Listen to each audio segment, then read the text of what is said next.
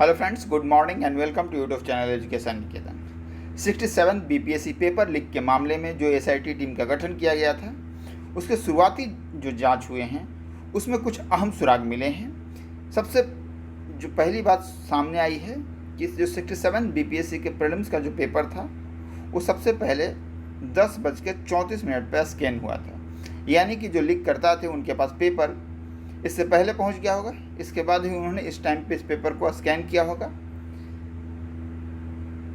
सबसे पहले social media पर यह पेपर पटना के एक छात्र के द्वारा भेजा गया था। उसकी टाइमिंग क्या है? 11:35 पर, यानी कि इस 1 घंटे में पहले पेपर उन बच्चों को गया होगा जिन्होंने पैसा दे रखा होगा। इसके बाद उसी में से किसी छात्र ने किसी को पेपर को फॉरवर्ड किया होगा। इसके बाद ये पेपर वायरल हुआ। कुछ बातें और इसमें सामने आई हैं। आरा का जो सेंटर था जहां पे विवाद शुरू हुआ था, आरा के वीर कुंवर सिंह कॉलेज परीक्षा केंद्र में परीक्षा शुरू होने से 15 मिनट पहले एक कार घुसी थी। उसमें कौन लोग सवार थे, इसको लेकर काफ़ी चर्चा हो रही है। ड्यूटी पर तैनात पुलिसकर्मियों ने कार को प्रवेश कैसे दिया, इसकी भी जांच की जा रही है। दूसरी बात, जो आरा का वीर कुंवर सिंह कॉलेज सेंटर बनाया गया था, तो परीक्षा के लिए सुपर जोनल मजिस्ट्रेट नियुक्त किए गए थे, डीटीओ, किंतु वो अचानक अवकाश पर चले गए। किन कारणों से गए, ये भी जांच का मुद्दा है। इसके बाद ये जिम्मेदारी जगदीशपुर नगर पंचायत के कार्यपालक पदाधिकारी विनय कुमार को दिया गया और उनसे भी पूछताछ की जा रही है। जो वहाँ के मजिस्ट्रेट थे और जो सीएस यानी कि सेंटर सुपरिटेंडेंट हैं, उन दोनों के बयानों में भी काफ़ी विरोधाभास नज़र आ रहा है। पेपर पहुंचने को लेकर, पेपर ओपन होने को लेकर, जो टाइमिंग है उसको लेकर कॉन्ट्रडिक्शन नज़र आ रहे हैं। इसके बाद मुख्यमंत्री की तरफ से भी बयान आया है। सीएम नीतीश कुमार ने पेपर लीक मामले को गंभीरता से लिया है। सोमवार को जनता के दरबार में उन्होंने कहा कि इस मामले में कार्रवाई हो रही है, जिसने भी गड़बड़ी की है उसको सख्त एक्शन होगा। सीएम ने कहा कि जब इसके संबंध में जानकारी मिली तो तुरंत एक्शन लिया गया। तत्काल परीक्षा रद्द कर दी गई।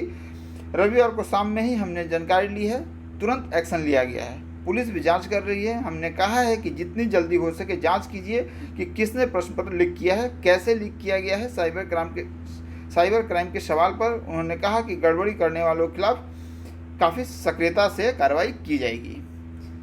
अगर 66वीं बीपीएससी के टाइम में ही छात्रों ने, जब औरंगाबाद का पेपर लीक हुआ था, अगर दबाव बनाया होता तो हो सकता है कि 67वीं में ऐसी घटना नहीं होती। तो छात्रों की भी जिम्मेदारी है कि केवल परीक्षा कैंसिल हो जाने से उनका कार्य खत्म नहीं होता है। सरकार पर दबाव बनी रहनी चाहिए ताकि एसआईटी की जांच एक निश्चित समय सीमा में हो। जो कल्प्रिट हैं उनको बख्शा नहीं जाए, उनको कड़ी से कड़ी कार्रवाई की जाए और उनके नाम भी जाहिर किए जाएं कि किस स्तर के लोग हैं, क्योंकि ऐसा ना हो कि केवल प्यादे पकड़े जाएं और वजीर बच जाएं। मैं बार बार कह रहा हूं कि किसी भी परीक्षा का प्रश्न पत्र लीक होना, यानी कि उसके उच्च स्तरीय पदाधिकारियों की उसमें संलिप्तता जरूर रही होगी। ऐसा नहीं हो सकता है कि टॉप लेवल के पदाधिकारी उसमें शामिल ना हो और पेपर लीक हो जाए।